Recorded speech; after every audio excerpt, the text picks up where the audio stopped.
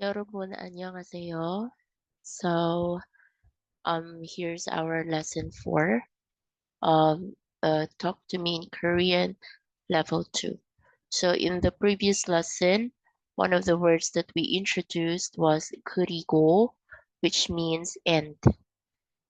Um, okay.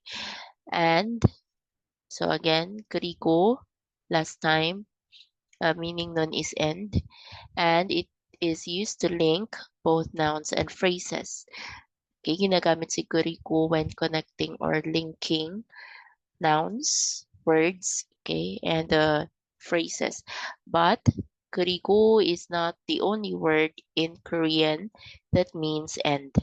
So, hindi lang daw kuriku ang end sa Korean, but there's also other terms. Okay, in fact, there are many ways or many different ways to say end in Korean. We're going to introduce two more in this lesson. So, meron pa daw guys dalawang term yung end. Okay, in Korean. Okay, wait lang. Okay, so the first one that we're going to learn is hago. Okay, hago means end. Oh, wait na. Okay, so hago means end. Okay, eto siya.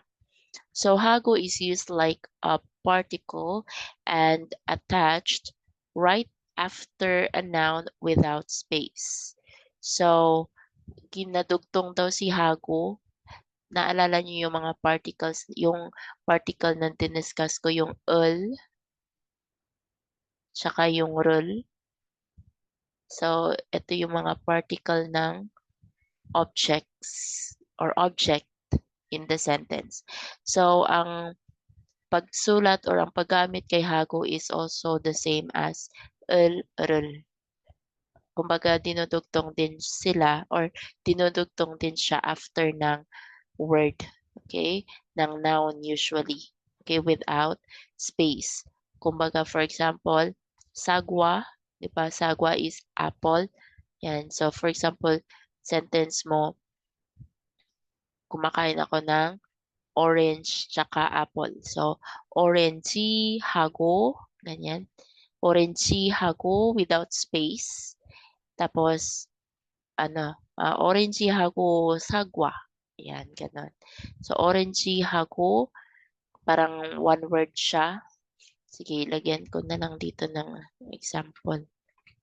I-romanize ko na lang. So, orangey, okay, orangey-hago, walang space yan. Tapos, sagwa. Okay, so ganyan siya. Yan yung ibig sabihin. Okay, ng hago. So, end din siya, end din meaning niya. Pero ginadugtong lang siya guys as particle. Usually, ginagamit si hago sa mga tag one word lang. Okay? Sige, magbibigay ako ng iba pang examples later. Okay, so we have some example here. Okay. Ito, ego. Ego is eto. Okay? Ito or itong bagay na to. Basta yung malapit sa'yo, you can use the word ego. Okay? Yung medyo malayo sa'yo, okay, dito ko na lang ilagay. Tawag dyan is kugo. Okay? Kugo means that na near or yung mga nagtuturo ka lang ng mga bagay na malapit sa'yo. Okay, Google. Tapos meron ding chogo. Chogo means that din siya guys na malayo. Okay, so far. So kumbaga kung sa Tagalog, ang meaning ni ang meaning ni Kugo is yan. Yan yang lamesang yan, parang ganun. Yang bagay na yan. Chogo naman sa Tagalog is yun. Yun. Yung ano na yun, yung upuan dun, mga ganun. Okay? So, ego is this, kugo is malapit, chogo is malayo. Okay? So, ito, isa pa. Igo hago. So, ano ibig sabihin ng igo hago? Ito. Okay, ito. And ito. Ito, tsaka ito. This and this. Igo hago, igo. Okay, igo hago, igo. Also, igo hago. Okay, ito na yun guys. I-underline ko na lang ang mga romanization. So, 이거 하고 이거 주세요. So again, as a sort of review, ano nga ba yung ibig sabihin ng 주세요? 주세요 means please. So you can say that, please give me this and this. And so 이거 하고 이거 주세요. 이거 하고 이거 주세요. Yan. For example, pag order ka sa isang Korean restaurant, yan, pwede mo sabihin sa mga Korean waiters na ganun. Okay? So, that's it.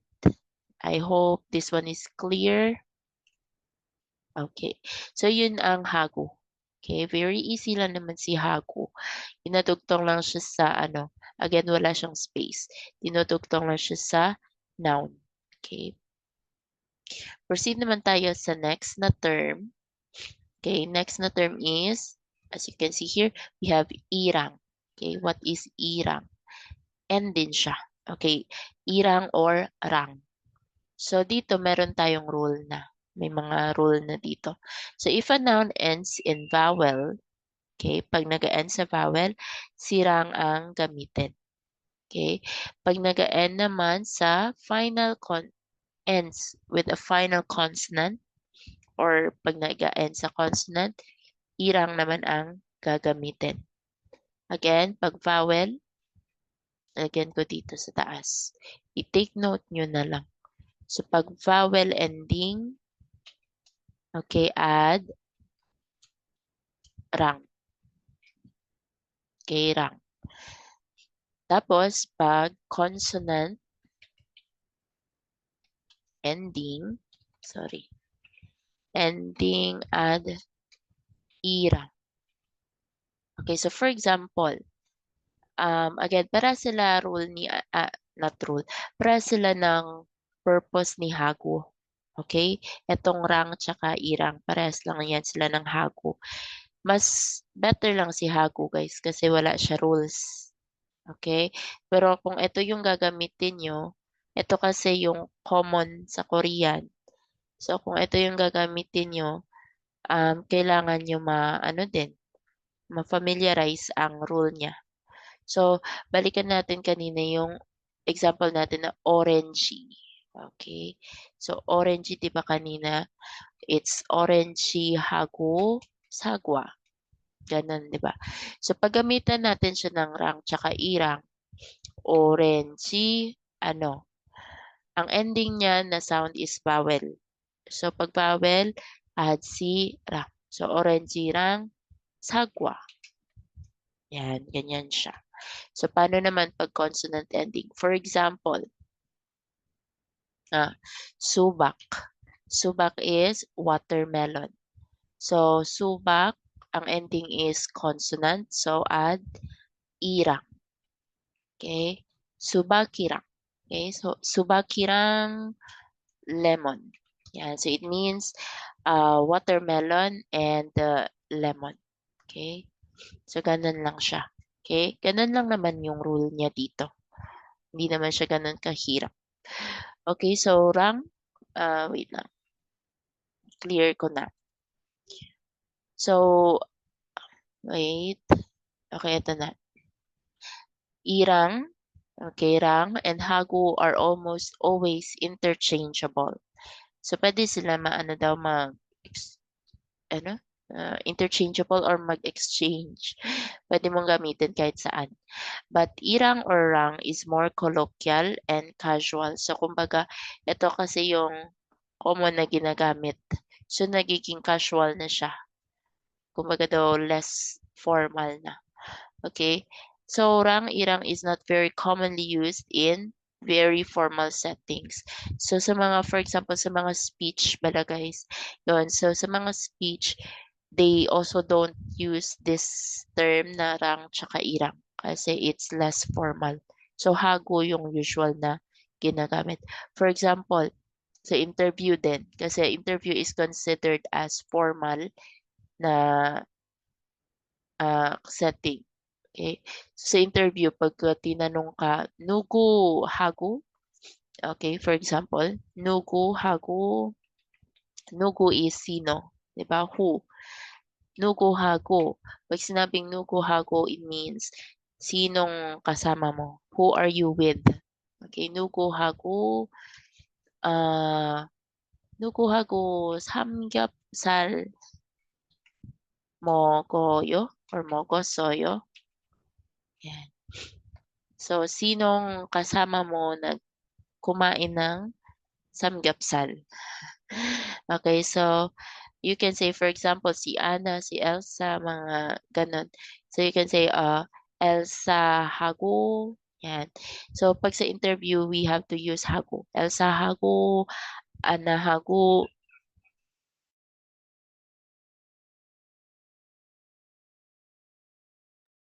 Sorry. Elsa hago, Ana hago, ano pa? Um, yan, mga ganon. Okay, so basta sa interview, hago-hago lang. Okay? So, hindi pwede yung rang-irang sa mga interview. Pero sa common or sa natural conversation or daily conversations, common na rin si rang tsaka irang. Okay, that's it. So we have some examples here below. Okay, so basahin natin sila. So what is milk? Milk is uyu. Bread is pang. Milk and bread. So uyurang. So wala din yan space, guys. Uyurang pang. I bought milk and bread. So this is past tense. Uyurang pang 샀어요. 샀어요 means bumili. Okay, past tense. Yan. So,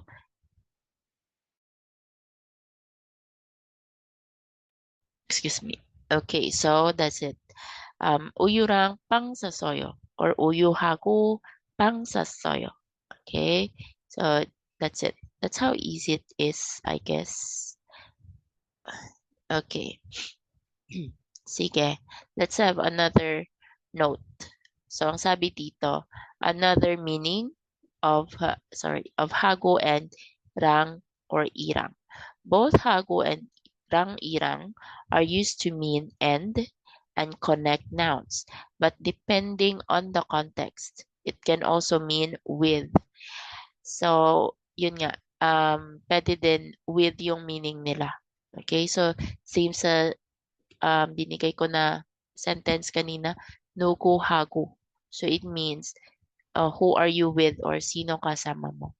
Okay, and it is usually very easy to tell which meaning it takes. So for example, 친구하고, okay, refer lang kayo dito sa romanization. Kung nag-struggle pa kamo sa reading. 친구하고 영화 봤어요. 친구 is friend. 하고 is um, let's say end muna, end. Okay? Friend end. 영화 is movie. 보았어요 is saw or watched.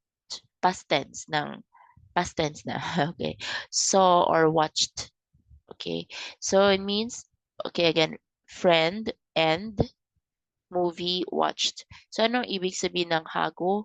And ba yung meaning? So it means with. So depende sa context. Okay? So pwede mo sabihin with friend.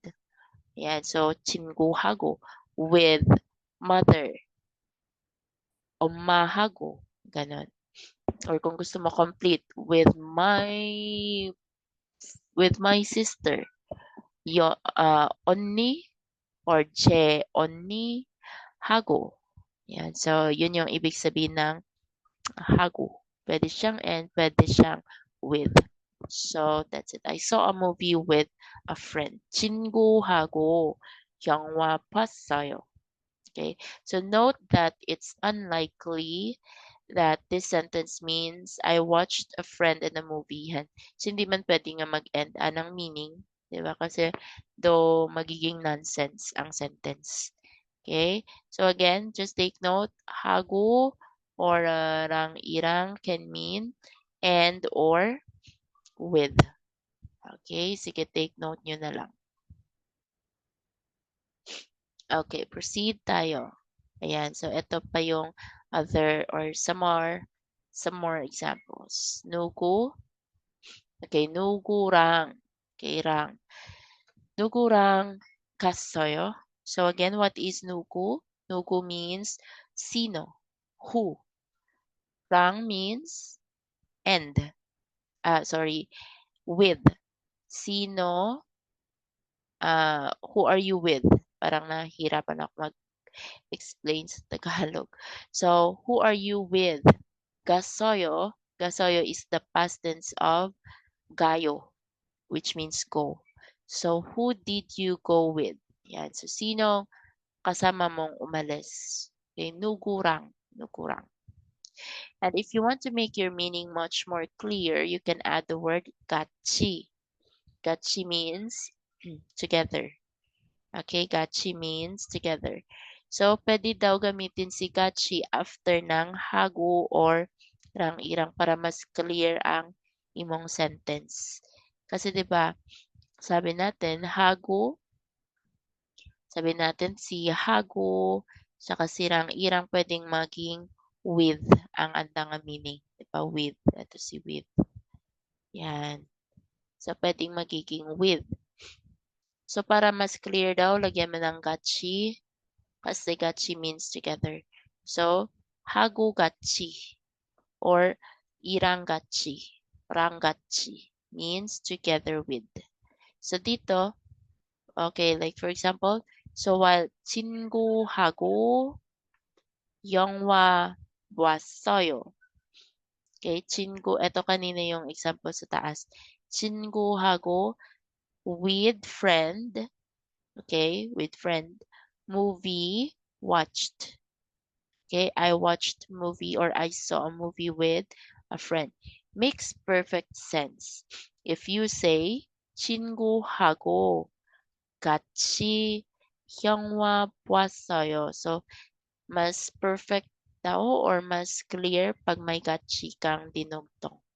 Okay lang man kung wala gatchi pero mas clear lang. Okay nga, mas clear yung yung context ng ibig sabihin together. Okay. So, same goes for nugurang gasoyo. Ito. Yan. So, nugurang gasoyo is okay.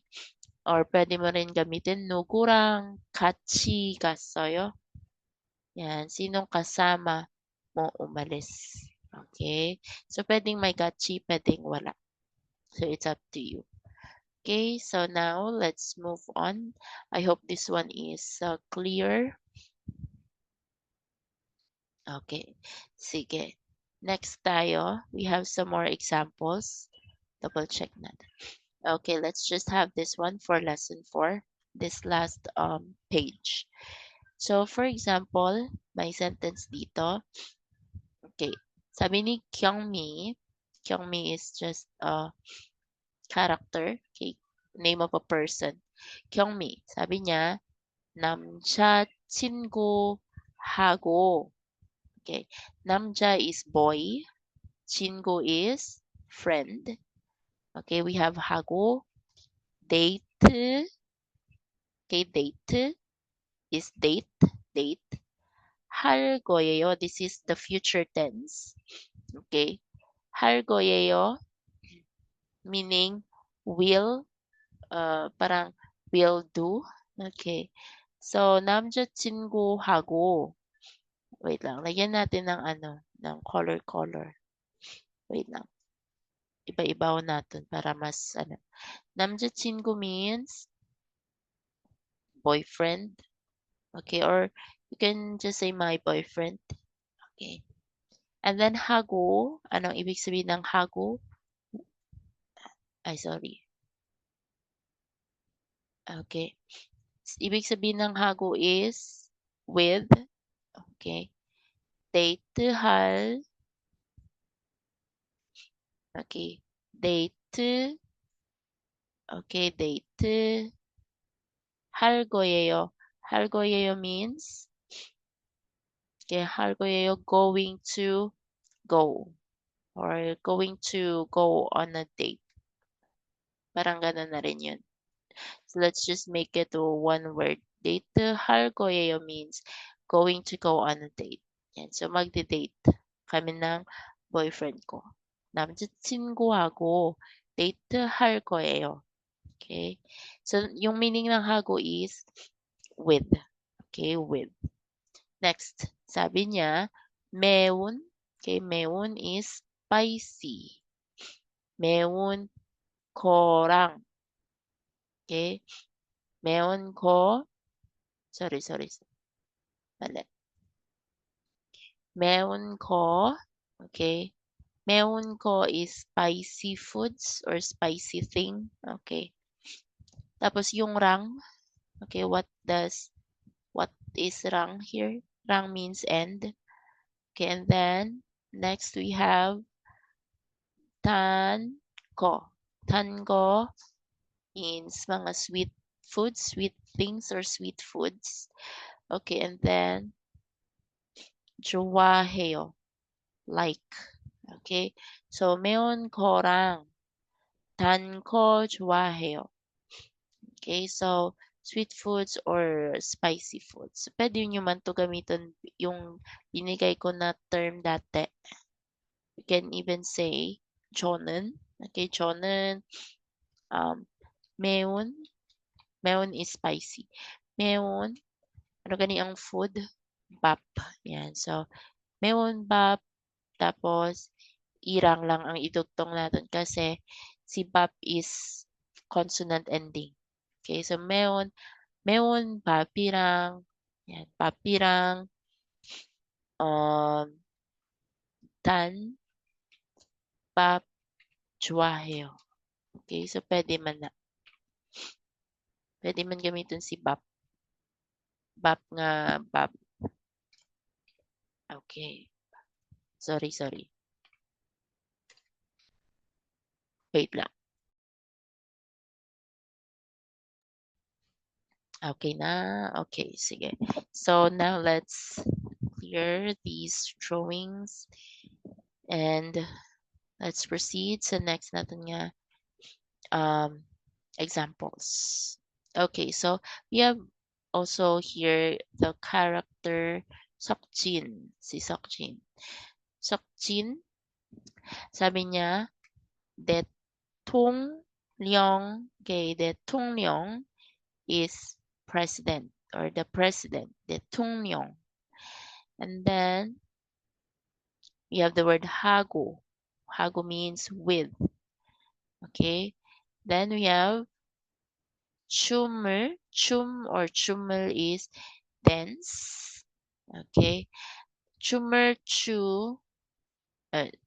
connect ko na lang. 춤을 출 거예요. 춤을 출 거예요 means going to dance. Yan. So I'm going to dance with the president. 대통령하고 춤을 출 거예요. 대통령하고 춤을 출 거예요. Okay, so that's it.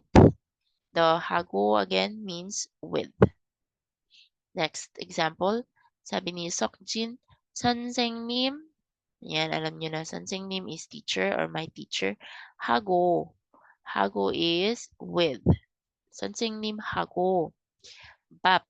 Okay, 밥 is food or something. 밥을 먹을 거예요. 밥을 먹을 거예요. 먹을 from 먹다 okay, means eat. So I'm going to eat with my teacher. Or you can say I'm going to eat bap or food okay, with my teacher. So again, review lang kami sa mga tenses. I'm going to eat with my teacher. Okay? So that's it. Okay, next tayo. Okay, we have here this part na lang for the lesson 4. We have another character. Si Yong. Okay, Yongju, Yongju. Sabi ni Yongju, nail. Nail is tomorrow. 선생님, teacher, or my teacher. 하고 means with. So with my teacher. 선생님 하고. 경복궁. 경복궁 is 경복 Palace. So Gyeongbok Palace is very very famous tourist attraction or tourist destination in Korea. Ito yung mga pinapalabas guys sa K-drama, yung palace na parang traditional nila, palace or traditional place nila sa Korea. So Gyeongbokgung. Kung means palace. Okay, is particle. So it means means to. To Gyeongbok Palace. 갈 거예요 means going to go. So the meaning of hago here is with. I'm going to go to Gyeongbok Palace with my teacher tomorrow. So you can say 내일 선생님하고 경복궁에 갈 거예요. 내일 선생님하고 경복궁에 갈 거예요. Okay. Sige, next one. 어제. Okay, 어제 means yesterday. Okay, yesterday. Hongdae. Hongdae is parang place siya sa Korea, sa Busan. Hongdae is one of the famous, ano man siya, the beach, one of the famous beach sa Busan. Okay? Amo nang parang ano nila daw, parang Boracay. Kasi sa Hongdae daw is merong ano doon, white sand. Tas abo man mga foreign people, foreign nationalities. Okay, Hongdae, hago. So, yung hago dito meaning is end. Okay, sige. Sinchon. Sinchon is also one of famous places in Korea. Sinchon에. Sinchon에. Means to. Gas어요. So meaning ano yan, past tense ng gayo. I went to Hongdae and Sinchon yesterday. 어제 홍대하고 신촌에 갔어요. So, eto may yung ano na to, yung exam nyo dito na part is you're going to identify kung ano meaning ng hago. Is it and or with? So, just have to um to understand the context ng sentence. Okay? And ba siya or with? Same sa Gureso last time. Gureso tsaka Gurigo. Parang ganun na type of exam. Okay, and then we have here sa Dalo, may ano siya, additional information lang. So, Hongdae and Sinchon are both popular hangout spots for young people. So, sa mga beach, di ba? About mga mga teenagers. Okay. So, that's it. So, this is all for the lesson 4 of a TTMIK lesson level 2. Okay, so please review guys and prepare for the next quiz, okay, to be sent to your GC. Okay, so that's it. 여러분 감사합니다.